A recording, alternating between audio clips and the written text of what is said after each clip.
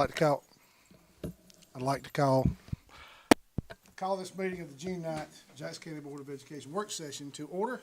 I'll turn it over to Dr. Brown for superintendent's comments. Well, good evening, board. Long time no see. Just want to say it was an honor to be with these five individuals this past week at the Georgia School Boards Association conference, and appreciate their tremendous service to our community and all that they do to make sure that our school system has what it needs to be successful, and that our folks are supported. So everybody looks relaxed since it's summertime. I do want to say thank you to everyone on a wonderful school year. Appreciate everybody working together for the betterment of our community and for our kids. I do want to say a special thank you to our two high school principals, Ms. Gillespie and Dr. Stratemeyer, on wonderful graduation ceremonies. It was an amazing celebration for both of our school communities, and just a tremendous time. I do not think there was a seat in the house at the Jackson County High School graduation, which shows me a couple of things: that people support our schools and their kids, and that we're growing. Big thanks to our school food nutrition department on summer feeding. That's taking place right now, and I know they're working extremely hard over the summer to make sure that our students are well fed. If you have driven by our campuses lately, you've seen summer camps going on at all of our schools. Some of those camps could be culinary camps. We have athletic camps. We have fine arts camps. We have STEM camps going on. And big thank you to our staff who are making that happen for our kids. We had our first round of new staff and teacher orientation. Last week, we welcomed over 100 individuals into our school district. Our HR team did a tremendous job of preparing for those individuals to come into our schools, get their badges, get their benefit information, get the technology that they need to be successful as teachers, and really appreciate their work on that. Walking in tonight, you can see that East Jackson Middle School, like many schools in our school district right now, are going through some summer cleaning as well as some renovations. And so the board will have a chance this evening to walk around and see some of the new flooring and lighting, new paint that are that's on the walls here at East Jackson Middle School. And we're excited for our kids to come back at the end of July and see their new school. We're also in the middle of retesting ELA and math in grades 3, 5, and 8. We completed the testing in grades 3 and 5 last week, and 8th grade will be later this week. On the consent agenda this evening, board members, there's the sale of property to the Jackson County government. That is 3 acres, a little over 3 acres on Panther Drive. The Jackson County government's already approved that sale or that purchase. That is for a new EMS station that is next to our district board office. So without any further ado, I'm going to turn it over to Dr. Hardigree for the teaching and learning report.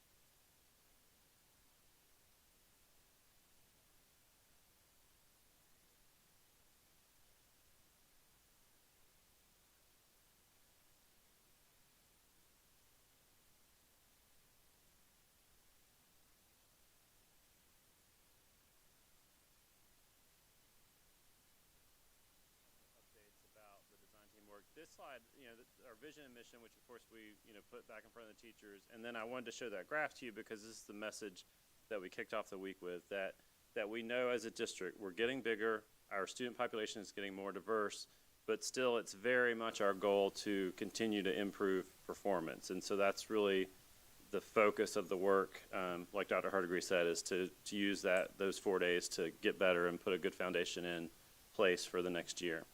You've seen a version of this before, but it's that improvement cycle that we are following on this curriculum and assessment side, and it's, as we improve our district assessments, and then we improve the curriculum resources that we're providing for teachers, and then they continue to improve their instruction in the classroom, then that's how our students will be able to achieve at higher levels. Few specifics, Dr. Hardigree mentioned there were a lot of teachers. We had over 130 teachers across K-12 that were with us.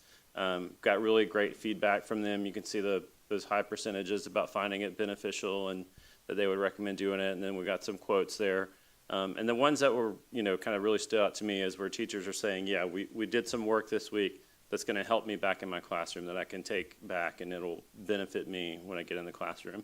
And then we always get some, suggestions too that we always take very seriously, and we'll, look at those as we plan to work with the teachers throughout the year, but then even looking ahead to next summer already. Here I'm going to speak on behalf of Lisa Ellis, our elementary director, and just tell you a little bit about the elementary action teams. One of the things that she and I both wanted to echo is our administrators, and particularly our assistant principals, but it's the principals who make them available. They were there with us working really closely hand in hand, and in those elementary action teams, an assistant principal is a member of every one of those teams. Then you have our instructional coaches who are also involved in that, and then you've got a select group of teachers on those elementary teams. And their focus this year has been, during this week, was looking at the ELA standards and the science standards in particular, and then building units that integrate those two content pieces together, which then helps the teachers back in the classroom really be able to use their time more efficiently, but also more effectively, so that we know that one of the big components in reading and literacy is knowing things, like having background knowledge, and so those integrated units will really help move toward that. They also looked at revising their common assessments, which we do each year to improve those, and so just kind of had a few highlights there. I'm just reviewing them to make sure I hit the big things there. Similarly, with our secondary groups, our middle and high school teams, again, that support from the administrators, which we really appreciate, and I think that really, I feel like we're really to a point where with our school leaders and our teaching and learning team and our teachers, we're all on the same page, all moving in the same direction, and so teachers don't feel like, well, I get one message from my principal and I get one message, from Dr. Peacock. Like, we're all giving the same message and pushing toward the same goals. So in our secondary teams, we had a big focus on revising and improving those common assessments that we have at the district level. This will be our third year of implementing those, and I think teachers, we really have gotten past the point where they're kind of asking, why are we doing this and what's it all about, and they understand that, and they just come in and get to work. And I think we made a lot of progress toward improving the rigor of those. We also are working on curriculum resources, and that picture of those teal squares there, I wanted to highlight that. What that is one of the things we heard from teachers is there are resources for them all over the place, from DOE and from the district in various places, and we heard from them, if you could put all those in one place, that would really help me, right? So that's what those boxes are there. It's a little resource bar that'll be in the curriculum portal that just takes all those things that we want them to be using, puts them in one place, so they can get to those easily. And so we will continue. We're doing a lot of work over the summer. Lisa Wilbanks, I'll give her a huge shout out because she does a lot of the background work in Canvas and maintaining this curriculum portal, which is really important. And we'll be working throughout the summer so that when teachers come back, this stuff is ready for them, so they can get in and get to work. Little highlight there, just with I mentioned the new ELA standards a little bit with elementary. Of course, we have the new ELA standards coming in across K-12 for next year. Jamie Harris, our literacy specialist, and then those ELA teachers have done a tremendous amount of work throughout the year, and then including in these 4 days of the design team work. So I really feel like we're in a great place, and when I've heard reports from other districts, I think we're in a better place than other folks I've heard from as far as having our teachers ready to implement those new standards in the fall. And of course, they'll continue working throughout the year. It'll be an ongoing process, but I think we're in a good place with those. All right, I think now I'm going to turn it over to Ms. Wilbanks. May I just say something course, before of you do? course. I think y'all have always done a really good job of getting ahead of the curve and giving our teachers advantages to learn this before it's set in stone. And I've also heard really good comments about that week, too. That's good to hear. That's good. Yeah, and we certainly try to do that, be ahead of the curve, and have them feel like we're being proactive and not reactive. So yeah. thank you for saying that. Yeah, appreciate it. Good evening. I just wanted to give you a quick update on a really exciting project that we have going on with UGA right now. So this is the COMS project, is Coding Opportunities Within Math and Science. This is a 3-year partnership that we've been working with UGA professors from the engineering department as well as the mathematics department. And we are working to write integrated units for math and science for 3rd, 4th, and 5th grade that include coding and robotics opportunities that help teach the concepts that we're trying to get kids to learn. So we're really excited to be in the 2nd year of this project. So last summer, we had 3 teachers who were lead writers for these units, 1 3rd grade teacher, 1 4th grade, and 1 5th grade teacher. They implemented the units this year, and so we're taking all of the feedback that we have from those units. We spent 3 days last week revising those units, making them even better, and it was a lot of really hard work. It was one of those days you just go home exhausted because you just put a lot of brain power into it, so I'm really excited about what they've created. But even better, this week, we started today. We have 11 teachers who are now joining in on the project from the district, and so we are having them come to us this week. We're teaching them how to implement the units. We're going through the units step by step together with them, letting them ask questions, and then making the units even better, and they will implement them in their classrooms this year. So those teachers, all as part of this grant, receive a class set of robots that they will use in their classrooms, not just for this grant, but for multiple opportunities. So we're really excited to continue this, and we look forward to what we see happening this year. All right, so thanks for giving us a minute to highlight some great work. Any questions for us? Oh yeah, and some pictures from just this morning with the comms work out at South Jackson. What grade did you say that math and science? 3rd, 4th, and 5th. 3rd, 4th. Yep. All right, that's it for us. Thank you. Thank you, Amy.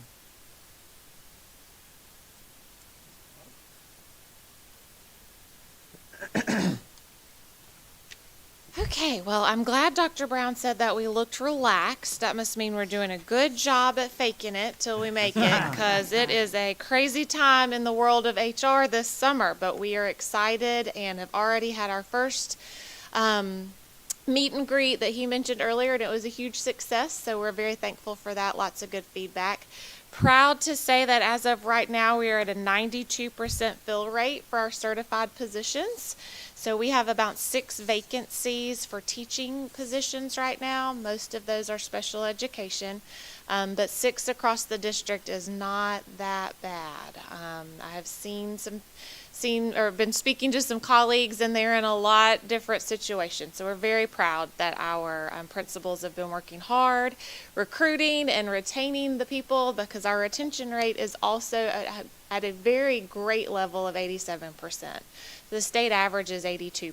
So we are retaining the best of the best, and that is exciting because we don't want to have to fill positions. We'd much rather retain positions. So just a quick stat, we have 118 certified new hires for this year. It's kind of a lower year for us, but that's okay. It's because we've got new schools coming on the horizon, and we are trying our best to be proactive and think through that as we're hiring, because we do know we'll have to be splitting schools again, and staff and personnel. So trying to just be as strategic as possible with those hires and ensuring that we're maximizing our funding, but also making sure our kids are getting the best and the brightest. So that is the update from HR. Any questions that you have? These special aids for these resources, self-contained? Mostly self-contained classrooms, yes, ma'am. A couple of resource, but the majority of them are those self-contained environments. But we feel confident we'll have some good candidates come our way, and hopefully those will be filled in the next few weeks. We do have a few things that are in the works. They just didn't make it to the report tonight, so. Thank you for your support. Thank you.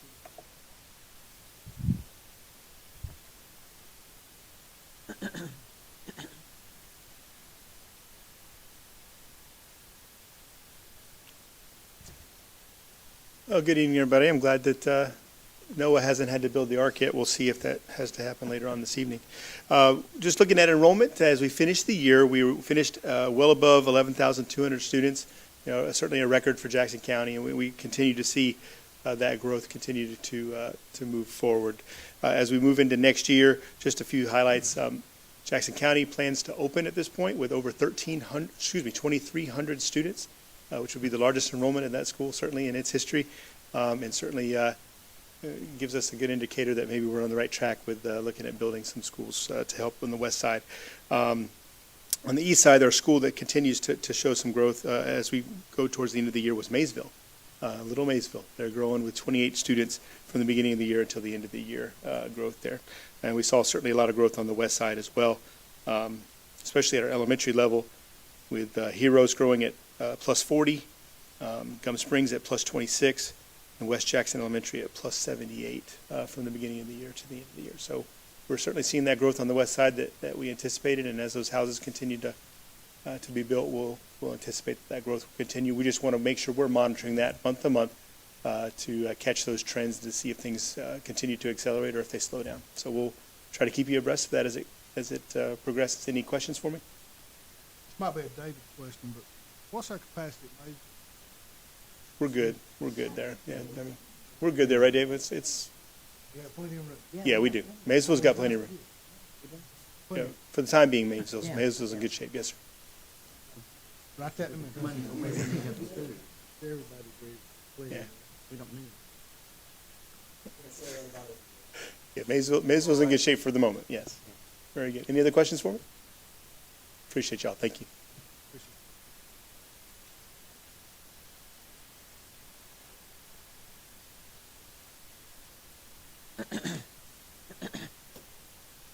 Good evening, Board. Well, it is an exciting time for the entire Jackson County school system. As you're aware, we are getting closer and closer to closing out our bonds and getting those funds deposited in a bank account so that we can start building these facilities that we need so desperately. So it's a great thing. And the process has gone smoothly, and we're right on track, and our closing date is still set for June 26th. So we'll have a nice little deposit on June 26th. But also, with us getting closer and closer to fiscal year end, I just want to mention that our finances are looking great, and our sales tax revenue continues to increase, not tremendously month over month, but it's still an increase over all measures. And again, I want to mention that when that new series starts and the distribution changes, we'll see somewhere between an $80,000 and $100,000 a month change in our receipts. So that's huge, and that's going to be huge for the growth that we're seeing and paying these bonds and building facilities and improving our current facilities. And again, we're within a month of fiscal year end, and right now our fund balance is at a little over $33 million. And if we continue in the same trajectory, then, like I mentioned before, we will end well over $30 million, which was our goal, and is a huge, huge task, seeing as we ended last year a little over $19 million. So that means with being conservative with our spending and really honing things in, we've been able to build that fund balance $11 million over the last fiscal year. And this will tell some of the story. You can see that our revenues are significantly above where we are. We're well over 100% collections in revenue in total. So that helps contribute to that fund balance, and also the fact that at 92% completion of the year, we have only spent 90% of our budget expenditures. So that's where that conservative spending has come into play and helped us build that fund balance. And again, that includes the open purchase orders too in that amount. So we are still, even with the open purchase orders, we are still at 90% expenditure. So we are sitting in a very good place right now.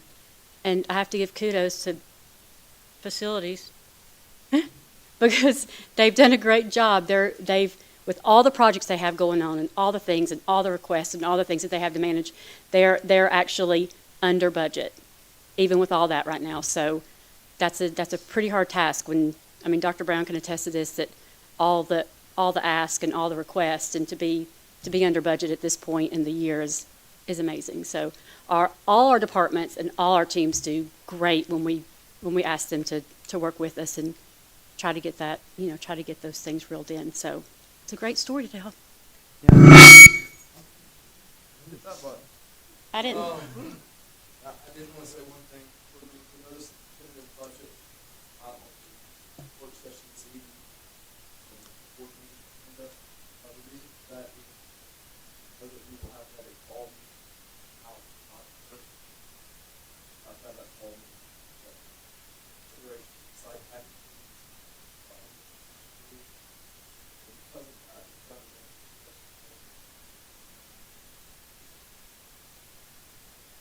Guard tax. That so have a better idea of And we have asked on a regular basis for any information that they can provide.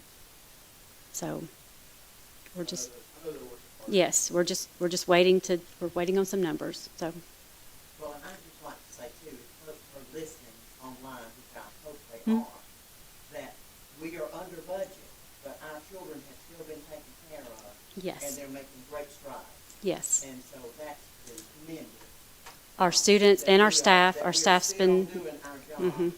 and saving taxes. yes, and our staff's been taken care of. And we're dealing with state mandate in expense increases, and we're managing all that, being conservative and taking care of our people here at home. So, yes.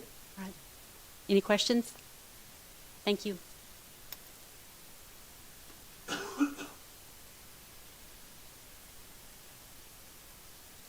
Dr. Brown, Board, I appreciate the opportunity to come and just share a little bit on our monthly project update.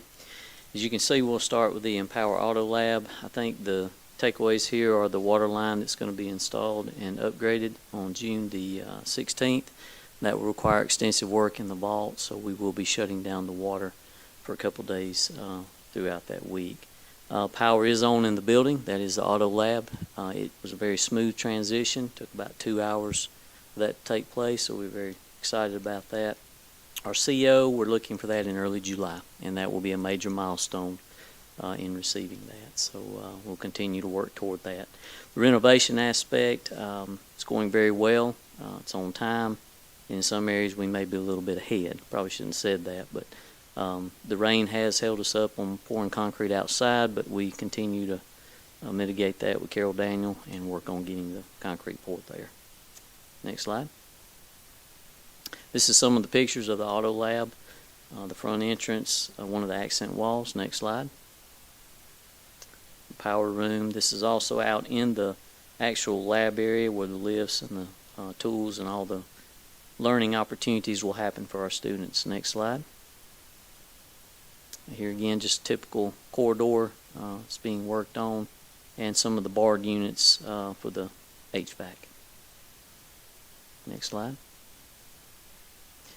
Summer projects, we have quite a few, but one that we want to highlight is East Jackson Middle School. As you can see, all the great things that are happening here as you came in. The terrazzo floors are being sanded down, stripping the wax off, getting them ready for the LVT. As you see, if you walk through the corridors, you'll see little pieces of LVT throughout. We're in the process of doing a test to make sure we have good adhesion, so we appreciate the hard work that everybody has done here. You'll see lighting, you'll see ceiling tiles, new LVT in classrooms, the art room. There's just been a lot of renovations going on, and I want to say I appreciate the admin team here working with us on that and being patient, and all the teachers at East Jackson Middle sharing in the vision that we have, so when our students come back, it will be better than when they left. And I do appreciate that, so thank you. Next slide. Just some of the painting that's occurring in the classrooms. This is the art room that we were discussing. If you saw it before, you realize the difference in the change in that. Next slide. All right, any questions concerning that thus far? All right, I do have one more item for consideration for our board, and this is the renewal of the GSBA Risk Management Services, and they have continued to provide solid and reliable support for our school system. They'd offer strong insurance coverage and has helped us manage risk effectively. All property and workman's compensation claims were handled professionally and on time, and we appreciate their dedication to our system. While the annual renew rate did stay competitive, there were some increases. Those are noted in your packet. The rise in payroll affected our workman's compensation plan and the addition of new properties like Heroes Elementary. Some of the valuable resources that we share from GSBA, and they're used throughout, Vector Solutions, which is formerly known as Safe Schools, our monthly educational webinars, and also our online school bus safety program, which is utilized by Dwayne Peterson. It's our recommendation that we approve the property and liability insurance and workers' compensation coverage for the 2025 and 26 school year as outlined in the attached proposal and detailed below in your packet. Do you have any questions? All right, we appreciate that and thank you for your time.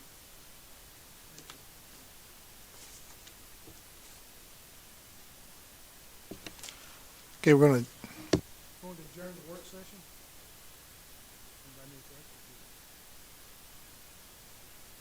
Call the June 9th meeting of the Jackson County Board of Education to order. Rick will have pledge of allegiance.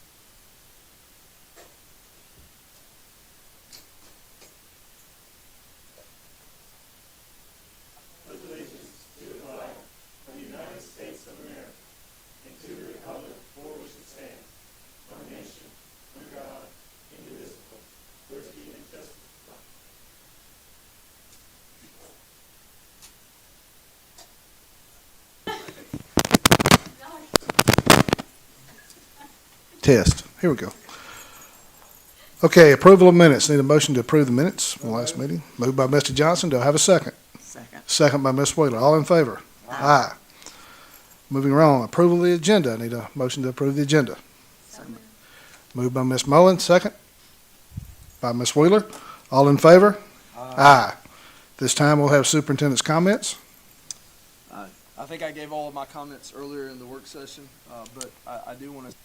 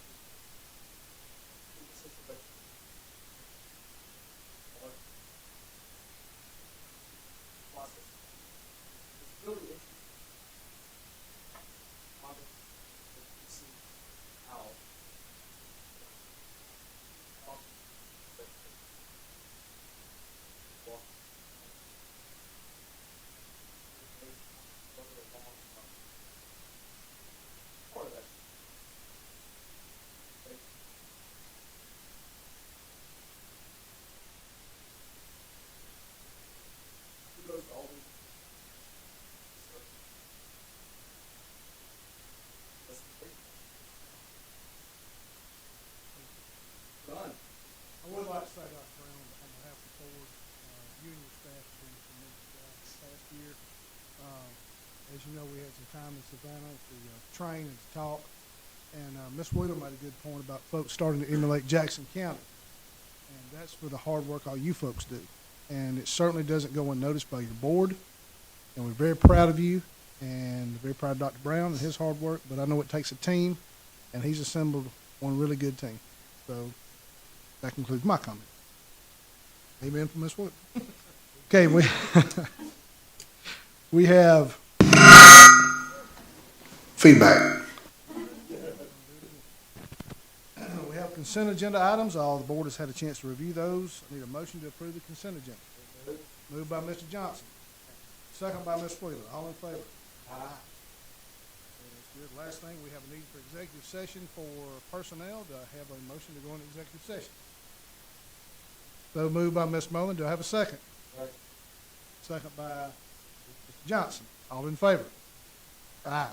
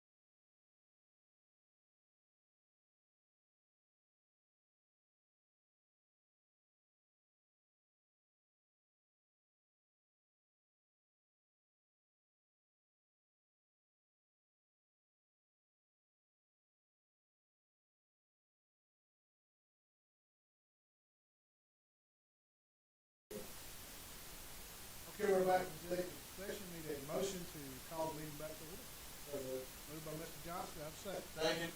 Thank you, Mr. Hawes. Second, Mr. Hawes. Please don't let it do I have a motion to approve the personnel recommendations made by the superintendent? So moved. In executive session.